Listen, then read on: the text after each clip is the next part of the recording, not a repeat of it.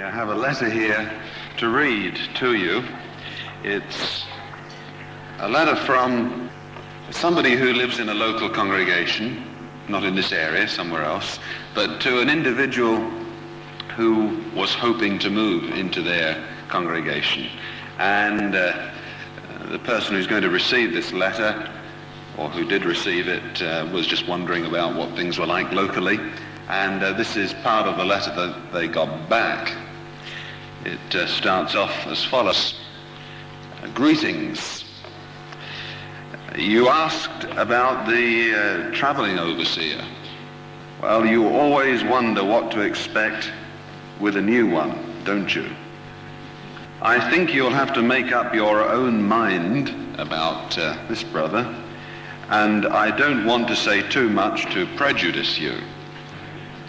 But you are in for a few surprises. To be perfectly frank, he didn't go down very well with a lot in our congregation. Of course, one drawback for him, that's not really his fault, is that he is not one of us. You can't pretend he's not a foreigner, and though he does speak the language, he's got a terrible accent. I suppose you can't really expect him to understand us too well, as he doesn't come from here. Perhaps I shouldn't say so, but I think the governing body would have been better sending one of our own kind. You have to commend him for his zeal in the ministry. He really stressed the importance of it in his talks and worked hard at it while he was here. I understand he gets up at 6 o'clock every day and is working until late at night. The only problem is he thinks we should all be like him. And he upset a lot of the congregation over this. I think he's a bit unbalanced. It's up to him if he wants to spend his life preaching, but there's no need for him to tell everyone else that they've got to do the same. You wondered about his talks. Well, you'll have gathered that he's very pointed, not frightened to say what he thinks. He uses the scriptures a lot, but honestly, he's boring. Such a monotonous voice, and talks about subjects that are far too complicated for most of the brothers. He loses me after about 5 minutes. I heard that in one congregation he droned on for so long one night that one of the brothers fell asleep and fell out of a window. I don't like to gossip, so don't pass this on, but I know that he annoyed some of the elders. In fact, some of them can't stand him. They think he's far too critical and shouldn't have come here and upset so many just when we were all so contented. I heard that some of the elders disagree with a lot of his ideas and think he's far too inexperienced. You ask what he looks like. Well, he's short, about 50. And though it's not very nice to say it, his appearance isn't his strongest point. He's going bald and terribly short-sighted. Seems to have a lot of trouble with his eyes. I believe he has to get someone else to write his letters for him. As I said, you'll have to make up your own mind. It's true that he does work hard, especially in the ministry, but all in all, I do wonder if he's got what it takes to be a traveling overseer. Anyway, they don't stop long, do they? And when they go, everyone can get back to normal. Christian love. P.S. Forgot to tell you his name. It's Paul. P.P.S. When are you actually moving into Corinth? Now, obviously it's a made-up letter, but it's not entirely fantasy, because most of the criticisms and negative points of view were ones that some in the congregation in Corinth expressed, and we learn about that from the letters that Paul wrote back to them, dealing with these negative points of view. Now, I wonder if Paul had visited your congregation, I wonder if you would have felt the same way as some did in Corinth toward him, or if you had been Paul and had known that many in that congregation in Corinth felt the way they did. How would you have felt toward them? Would you have fancied going to visit their congregation? Well, it's interesting that we know how Paul felt about them. If you like to look at 2 Corinthians chapter 6, there is a marvelous example here. If they were like this toward the Apostle Paul, pretty petty really, that wouldn't only have been Paul who would have been on the receiving end. It reflected a generally narrow-minded attitude among some of them. So, not only in reference to himself, but in general, he makes this point. In verse 11, our mouth has been opened to you, Corinthians, our heart has widened out. You're not cramped for room within us, but you are cramped for room in your own tender affections. So as a recompense in return, I speak as to children, you too widen out. So rather than get very negative and carping and critical back to these brothers and sisters, Paul just said, well, look, you need to broaden in your attitude a bit. You're not open-hearted enough. And he wasn't so concerned about their attitude toward him, that didn't matter too much, but that as Christians they needed to develop and become much wider in their affections. Do you feel that some of that advice to widen out is applicable personally? I think you could do that to a certain degree.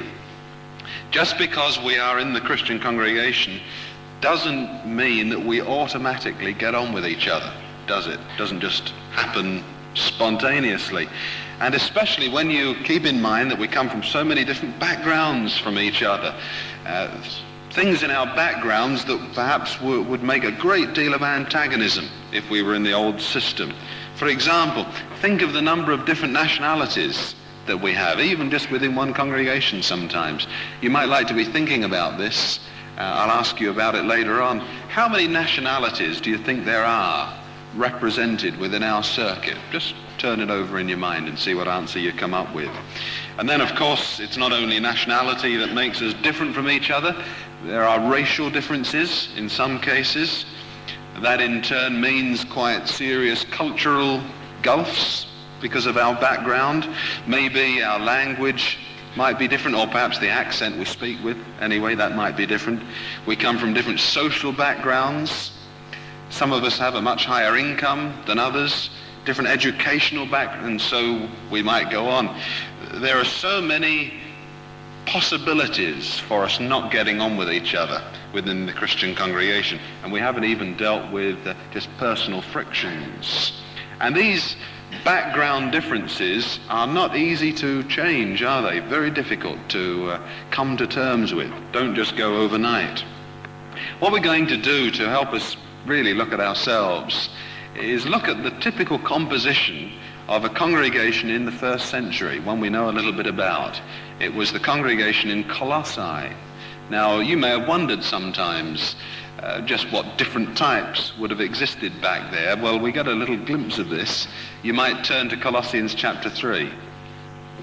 And I would suggest you put a marker here. They came from all sorts of backgrounds, just as we do today. And things didn't always go too smoothly. But eventually, over the years, unity emerged in the first century Christian congregation. And that encourages us too. So, chapter 3, verse 11. This is the bit that mentions some of the different types that there were. Where there is neither Greek nor Jew, circumcision nor uncircumcision, foreigner, Scythian, slave, free man, but Christ is all things and in all. So there you have a little glimpse at what some of them were like in the congregation in Colossae, or what background they came from. I think we'll spend a little time analyzing each type and how it might have influenced their attitude to the other types in the congregation. Let's take the second group mentioned there at the beginning of the verse, Jews. Now, what can you remember about the attitude of Jews toward non-Jews or Gentiles back in that particular environment. Sister here, please. That's right, they felt they were definitely better than everybody else. Some of them felt that way, didn't they? Or I think all of them did. Saying that they despised everybody else, well, some were like that. It was viewed that if you came into direct contact with a non-Jew, that made you automatically ceremonially unclean, and you couldn't even go and worship at the temple unless you went through certain ceremonies to undo that. So they would try and avoid non-Jews if at all possible, and some went to extremes. They held non-Jews in complete contempt, and some went to real extremes. They weren't exactly typical, but they would say, some of the Jews back there, even if life was endangered, you should still have nothing to do with a Gentile. For example, they said you shouldn't bother to help a Gentile woman deliver a baby because you were only helping another Gentile into the world after all, and that was pointless. And in fact, some had a quotation, the best thing to do to a Gentile, kill him.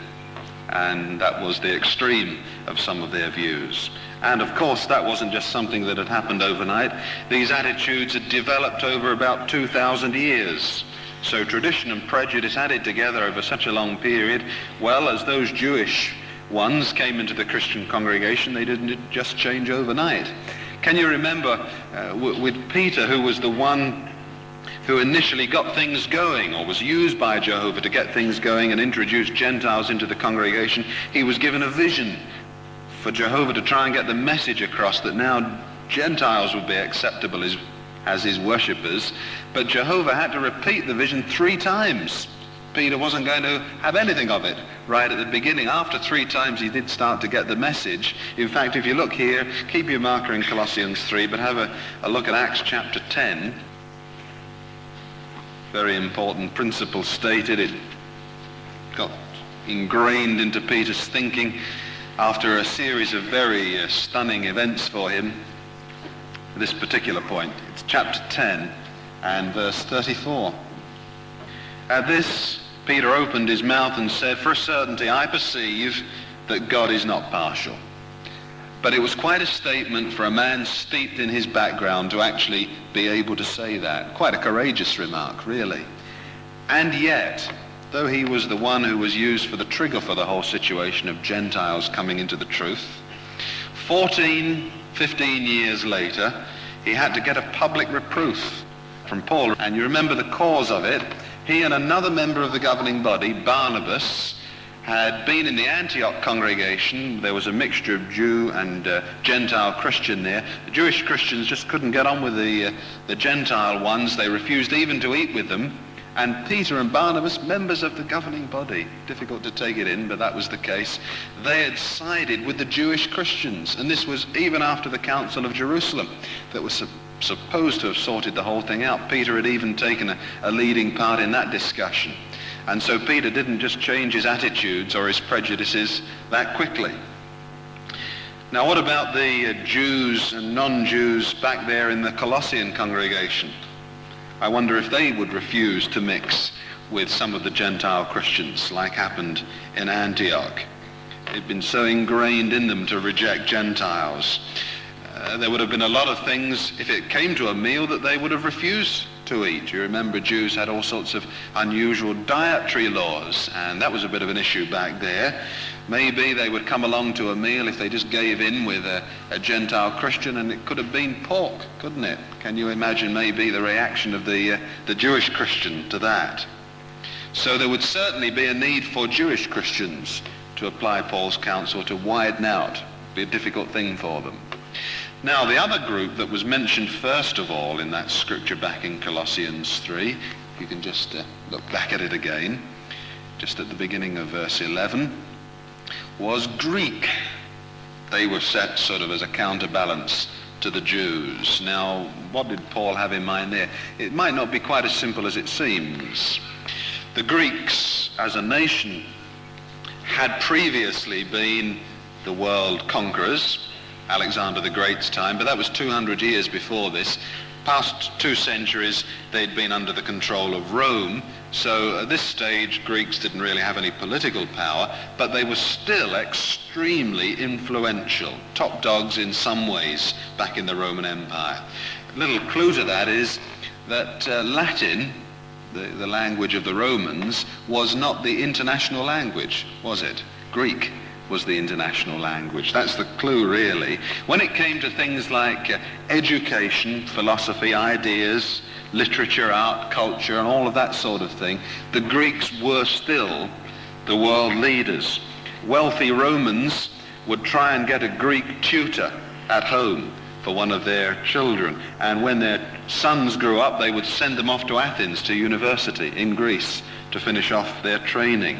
And they would import Greek sculpture and architecture and art into their own homes. So, if you like, from the intellectual point of view, the Greeks were the world leaders. To be viewed as educated, cultured, civilized, you had to learn Greek and be immersed in Greek thinking. And actually, the word Greek could mean anybody who had become Greek by culture, if you like, not just somebody who was born in Greece. It was a little bit like saying somebody who had been to Eton and Oxford and maybe a Swiss finishing school, that kind of idea. And it wasn't true with all Greeks, but there was a tendency for them to look down on any non-Greek. They actually had a word in their language to describe anybody who couldn't speak Greek. They called them the barbaroi, and it's from that word that we get to the word in English, barbarians. Now, it didn't initially mean what we would mean by a barbarian. Initially, it meant just a foreigner, a non-Greek speaker. And you notice in Colossians chapter 3 and verse 11, the foreigners, or the non-Greek speakers, are mentioned as another segment in the congregation. But the Greek speakers would tend automatically to look on anybody who didn't speak Greek as somewhat inferior just by the nature of things. Now, we know from this verse that there were Greek speakers and non-Greek speakers in the congregation. What about one of these foreign brothers, and when he got up to give a talk back there? Do you think some of the Greek Christians might have been a little bit prejudiced by his foreign-sounding accent, maybe? Or would they look down on him for his lack of refinement, just because he didn't know too much about Greek culture? Probably some of them would have had that attitude underneath the surface, if not on the top. Would have been very shallow or narrow of them to react that way. So the Greek brothers, they would need to widen out in their love for others in the congregation. Now, there was a group of individuals who were the international rejects. They were viewed as the world's worst savages by everybody else but themselves. They lived up by the Black Sea. They were nomadic tribesmen, spent most of their time on the back of a horse, and were proverbially cruel and vicious, ferocious individuals. Or that was the picture that was painted of them anyway. They were viewed as absolutely ignorant and crude, the most degraded form of humanity that was known to exist. And they were the Scythians. So it's interesting that Paul mentions that there were Scythian brothers and sisters in that congregation back in Colossae. Seemed to pick out this group of international rejects as ones who ought to be included in the loving embrace of the congregation. Now, would anybody have accepted readily the Scythian brothers and sisters in view of the attitude that they usually got? Or would they have given them a bit of a cold shoulder? Or do you think perhaps the Colossian brothers could get to grips with their traditional snobbery and accept these Scythians as loved equals in the Christian congregation? May have been a bit of a problem for them, eh? Well, another sector of the congregation that's mentioned here, if you look back at verse 11, are slaves and free men. Now, that would obviously be referring to those who were in slavery, and perhaps those who've been released from it may be slave owners. Back in the Roman Empire, there were tens of millions of slaves, of course. Most of them were either prisoners of war or people that were born to prisoners of war, because if you were born to a slave, you automatically became the property of your parents' master. And as a slave, you had no legal rights whatsoever. You weren't even viewed as a human by legal standards. No difference between you and a farm animal or a tool. One writer back there describes the attitude of non-slaves to slaves, to quote, "There can be no friendship nor justice toward inanimate things, indeed not even toward a horse or an ox, nor yet towards a slave, as a slave. For master and slave have nothing in common. A slave is a living tool, just as a tool is an inanimate slave." That was the way they looked at them. Your owner had the legal right, if he chose, to chain you up, to torture you, maim you if he wanted to, no problem with that. And if he wanted to, he could even have you killed. The only law that would exist for you as a slave was the whim of your master. The only difference between you and a mule or a cart was that you could speak. Now, can you imagine how Christian slaves would feel towards masters? Supposing your master, who had abused and mishandled you and your family for years, came into the truth. That must have happened, mustn't it? How would you have reacted to him in the Christian congregation? Or supposing a slave owner came into the congregation, new Christian, and one of his own slaves was one of the local elders in the congregation. That must have happened too, mustn't it? Would that have been an acceptable position to you as the slave owner? Well, you can see a lot of problems must have developed back there, and the brothers needed to deal with those. How on earth would they become united? Well, have a look down at verse 14, well-known verse that's very interesting to read within the context of what we've been discussing. Verse 14 says, "But besides all these things, clothe yourselves with love, for it is a perfect bond of union." Interesting to read it in its actual setting. Would take a lot of widening out though, wouldn't it, in view of all those potential divisions. Well, those types don't exist anymore as they did back there, but the attitudes that they displayed, perhaps in slightly different ways, potentially exist within the Christian congregation. And it takes just as much effort, if not more, nowadays for us to overcome these background differences. Let's just take some examples. We don't have slaves and slave owners, but we do have people who come from very different economic backgrounds. Some may have quite a high level of income. Perhaps some may have very lowly homes. Some might be dressed very well because they can afford that. Others perhaps have very few possessions of much value. Before we came into the truth, might have moved in entirely different circles to each other. And perhaps previously, if maybe we came from the poorer end of society, we may have had a big chip on our shoulder toward all those who had more than we did. Perhaps a great weight of resentment towards everybody else. Or perhaps if we were the type that had a little bit more of this world's goods, we may have been a bit of a snob and thought just because we had more money and a better home that automatically made us better than all these other people who didn't have as much as us. And those may have been ingrained attitudes within us. If we allowed them to come over into the congregation, or even a remnant of those attitudes, well, the congregation won't be very united, will it? It's very easy, for example, to be jealous of or critical of wealthier brothers, perhaps for no good reason, or maybe, if we are better off, only to mix with those who can afford the same way of life that we can afford. Then we were talking about the Greeks and how they were sort of educationally supposed to be better than everybody else. Well, we may have come from very different educational levels before we came along into the truth. Some might like to read the Sunday Times. Others might have as their favorite reading material, other than theocratic publications, the Sunday Post. And usually folks who like both those papers wouldn't normally be seen to get on too well with each other. Or it may have been that as you came along into the truth, you might have been in university or perhaps at some previous stage.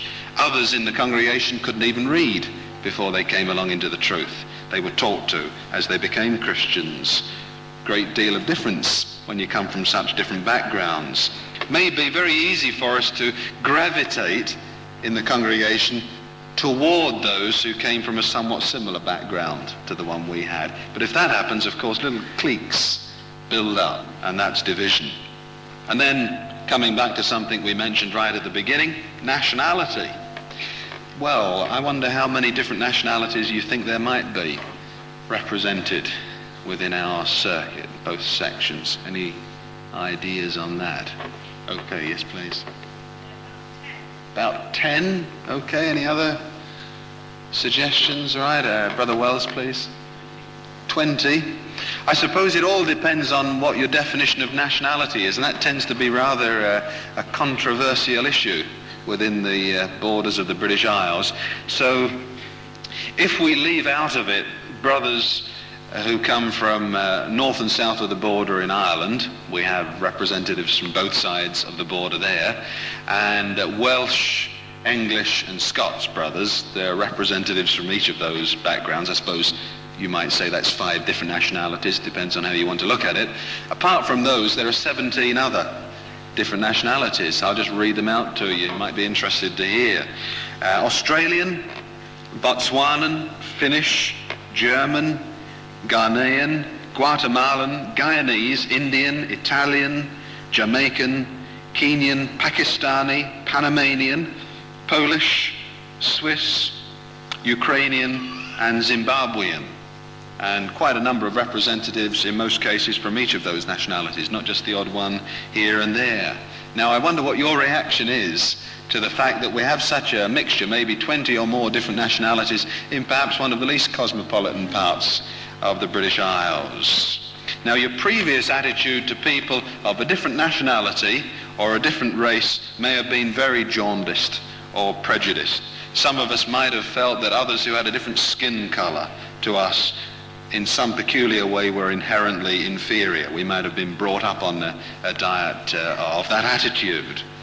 Do you see the racial, national differences that exist within our worldwide brotherhood as a barrier or something that's absolutely delightful?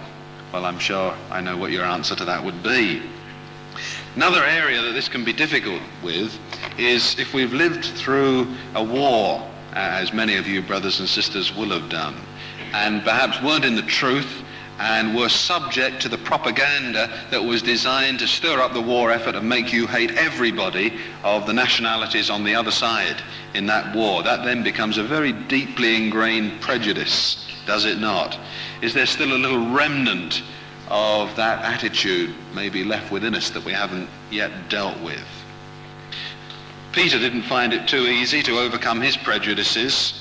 Like many of the early Christians, evidently, we may need to examine our own attitudes as well.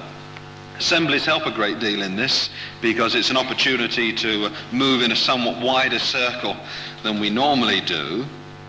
But that only really works if we go out of our way to have a talk to brothers and sisters we don't know. Now, you can come to an assembly and just talk to your old friends. I wonder if those that are sitting immediately around you, back and front to the sides, are brothers and sisters you know well. Maybe if they're not, perhaps immediately after the program, why not just have a little talk with them, break the ice? I know it goes against the British nature to do that sort of thing, but then that sort of thing shouldn't register too much. We're Christians here, foremost. So you might like to try that afterwards, and that would add something extra to your enjoyment of the assembly. Just at this